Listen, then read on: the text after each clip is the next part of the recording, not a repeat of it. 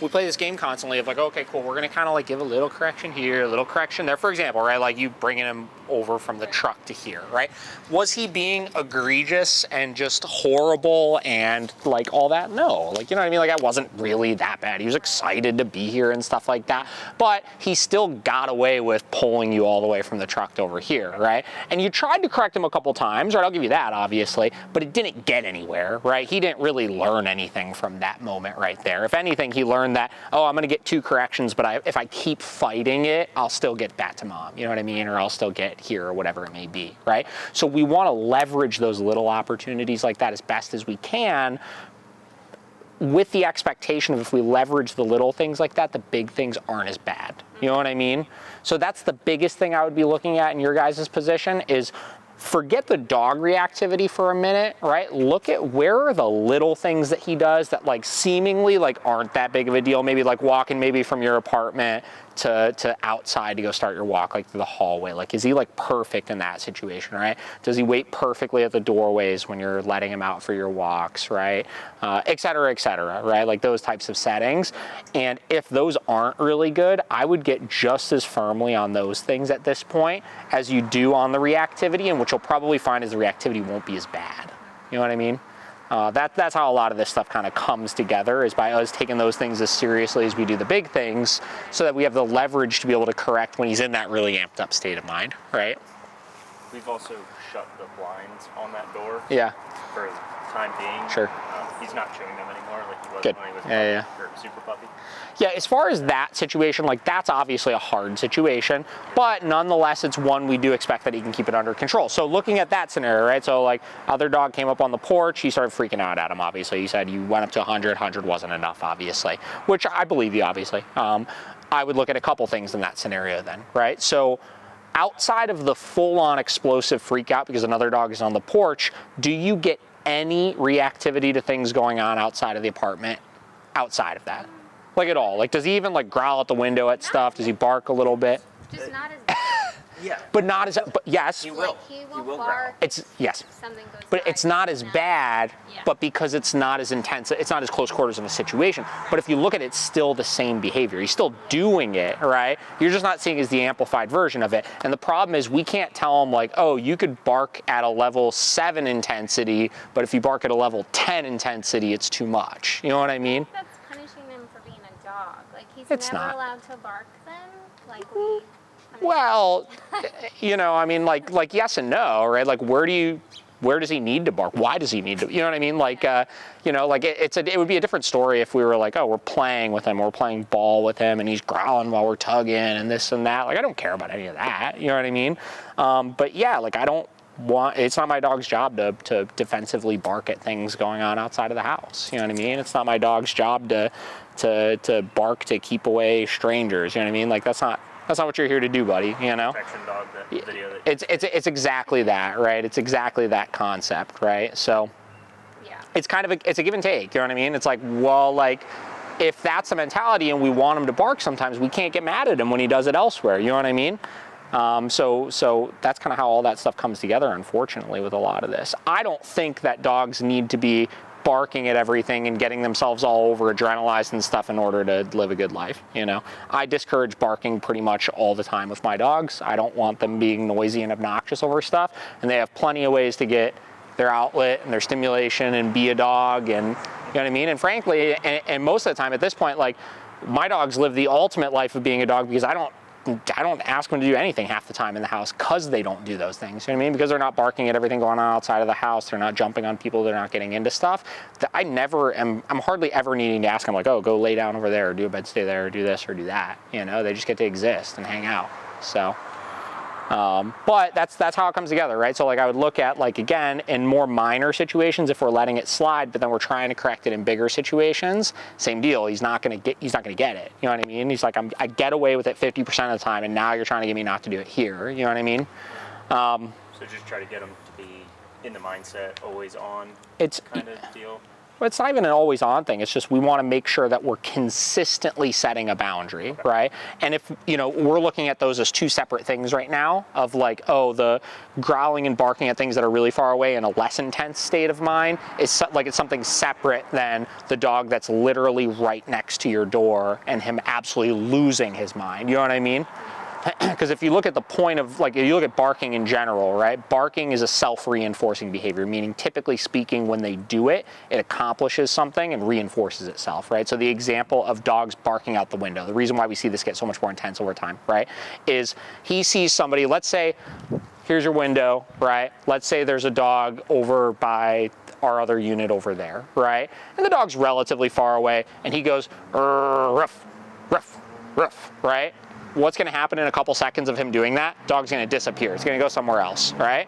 So in his mind, I made that dog go away, right? So it reinforces itself, right? So then next time when he sees that dog, he's like, oh, I want that dog to go away, so I'm going to start barking at it again. And this intensity typically works in making that thing go away, right? Then as the dog gets closer and closer, because that behavior usually works for him, he feels like he needs to ramp it up to another level to make that dog go away because it's closer. You know what I mean? So dog's right here. Now I'm going to go absolutely bananas until that dog goes away. And then again, in that situation, it works because the dog does eventually go away after a while, and then it further reinforces itself, right? So it's like this vicious cycle with those types of things, and that's why, like I said, it's not a healthy state of, like, and then, one more point on the barking, like kind of being a dog kind of thing. Like, barking is not this like, oh, I'm having fun and this is really fun. Like, when he's barking and defending himself or the house or whatever you want to call it, right? He's in a concerned state. He's adrenalized, he's anxious, and he wants that dog to go away, which is why he's doing it, right? So he's in like a fearful, anxious, defensive state of mind. He's not just like, woof, woof, I'm happy. You know what I mean? So that's another reason why we want him not to do that, because I don't want him to get into that negative headspace to begin with. You know what I mean? So whatever. So ultimately I would discourage it all. The last point to how we're correcting for it is, my question would be, you said 100 wasn't enough, right? Did you ramp up to 100 in that situation? Like, did you oh no, he's freaking out, like 30, 50, 70, 90, or you just went? First time. Okay. Wherever it was Sure. at. And then I was like, okay. Gotcha. Okay, perfect. So that's good, obviously. So then second question is, when you hit the 100, did he just not even respond at all, or was he like, yep, and then went right back to doing it? So here's the other part of the dynamic. So I was on the steps. She went to go just kind of touch his hindquarter. I understand. Yeah. And then while he was reacting? Yeah. And did he turn around and give you some tood? Took a couple steps and bit both of her arms. Sure. Yeah. Yeah. So I think we learned a good lesson on that one. Don't touch him. So yeah, we refer to that, that's redirected aggression, we'll call it, right? Or a redirected bite, right? It's not that he intentionally is like, oh, I want to bite mom, but when they're that amped up, it's just, they're so frustrated. It's like, I got to get to whatever's near me, you know what I mean? So yeah, it's not intentional. We don't want him to do it, obviously, but there's no, I look at it like my dogs have been in little squabbles here and there with other dogs, and I've gotten bit by my own dog breaking up a dog fight. You know what I mean? And it's not like they're like, oh, I want to bite dad or anything like that. But in the heat of the moment, that's just kind of if you go in for it, that's kind of just what's going to happen. And there's not really a training it out of it aside from just eliminating the behavior. You know what I mean? So then in this case, we probably didn't even need to touch him or get No. If you're finding yourself needing to physically intervene, you're doing, it's not working. You know what I mean? It's not accomplishing anything. If anything, what are you going to do? You're going to grab him and kind of pull him away, and that creates more drive and frustration, right? So yeah, in that moment, let's say that situation happened. One, obviously, missing the signs of him doing it elsewhere, that'll help make it easier to address next time, obviously, if you get just as firmly on those things. But next time we run into that situation, let's say if he was at an 11 the other day when he did it, let's say he was at a 9 with it, right? I would start at 100, obviously. No tap, right?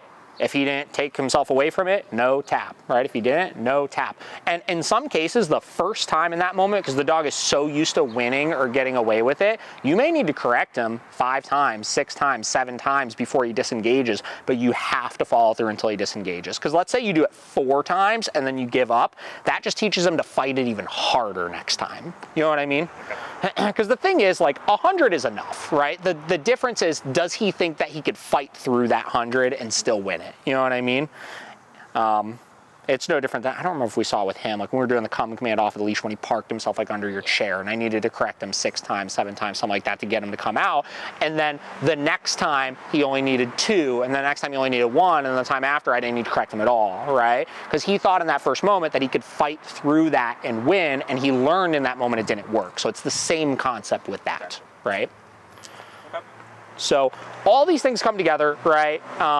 We'll work with some more stuff outside today, obviously, with him, some distractions and things like that. But I want you guys really squashing any of the barking out the window. Does that make sense why we want to address that stuff? Yeah, he Okay. just barks when he tells us he has to go to the bathroom. Listen, that's a different... Like, helpful? Yeah. I don't want to just... No. Listen, I completely understand where you're coming from with it. And I'm not saying like he can't have a voice and can never make any noise. You have to distinguish the difference between why he's barking though. Yeah. You know what I mean? It's so different than my one dog knows how to bark on command. You know what I mean? Like she'll bark on command, and I'm not going to correct her when she does that, obviously, because it's a trick. She's not barking because she's defensive or anxious or anything like that. She's like, oh, this is fun, you know? In his case, if you've taught him that, hey, he comes up to you and barks to let you know that he needs to go outside, right? That's totally fine, right? Yeah. But, you know, barking to like defend his space and stuff, that we don't want any of, right? That defensive state of mind, I don't ever want to reinforce that defensive state of mind in a dog. Mm-hmm. And just ignore them here if they come up to you or anything. See, that scares me. Don't worry about it. Just a bunch of nonsense.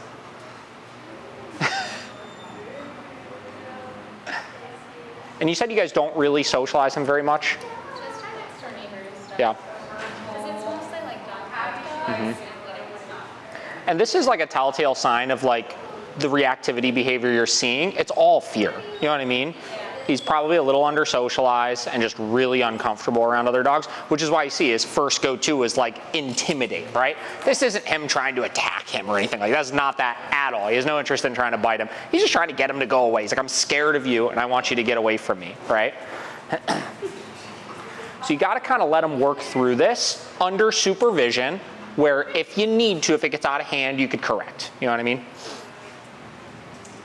You see, he's just like, get away from me, dude.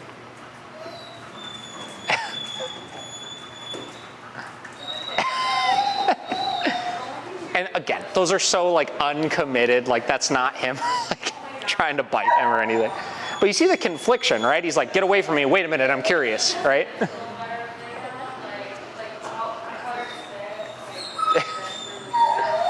Now this is where it's extra important, obviously, to just ignore, because if you were to reinforce this at all and try to pet him or anything like that, all that would do is just make this worse, right? This kind of goes hand in hand with what we were talking about as far as the reactivity, where he's used to those behaviors making the other dogs go away, right? So in this case, even though Gus is backing up for a second, he's going right back. So what it's doing is it's taking away the reinforcement behind the behavior. It's showing him like, yo, dude, this isn't working, dude.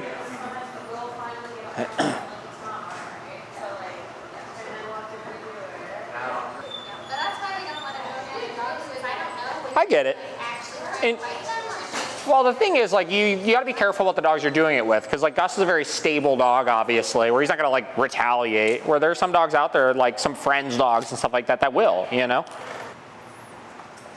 It's funny, this behavior he's like rehearsing right now, this like retreat, then like kind of show some interest, then little snaps, right, is so common to what we'll see with like these like young under socialized dogs.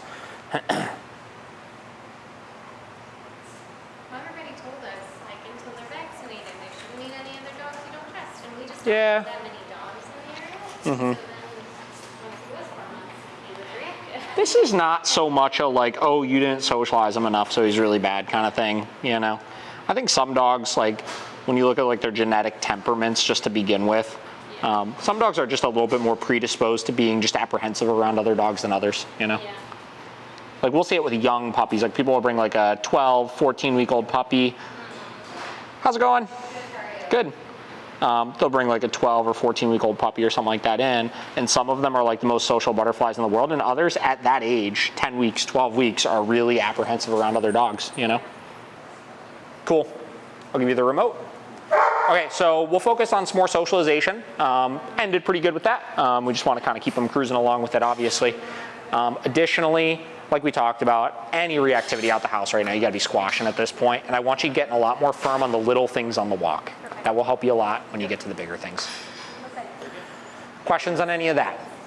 No, we have family coming over this weekend, so we're gonna try a bed Yeah, for sure. stay, and then after 5-10 minutes, Do like 15, 20. 15, 20. Really, I want to see him really chill out on that bed, and I would just start high on it, and commit to it, right? Like if he's struggling with it, we're going to keep working through this until he can do it. That's going to be a big hurdle for him to get past and a really great training opportunity.